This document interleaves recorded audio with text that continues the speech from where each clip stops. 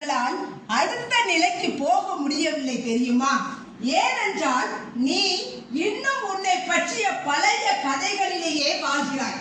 நான் இப்படித்தான், எனக்கு இதுதான் எல்லை, என்னால் முடியாது என்று உனக்கு ஒரு சிறை கட்டிக் கொள்கிறது.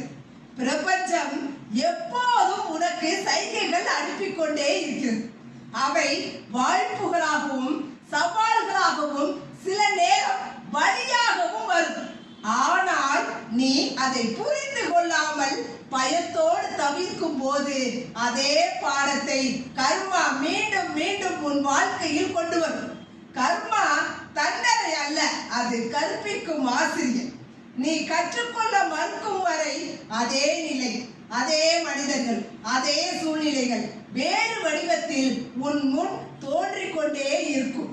நீ உன் பழைய நம்பிக்கைகளை விட்டுவிட்டு சரியான செயலை தேர்ந்தெடுக்க ஆரம்பிக்கும் பொழுதுதான் கர்மாவின் சக்கரம் உன் பக்கம் சுழலத் தொடங்கும்.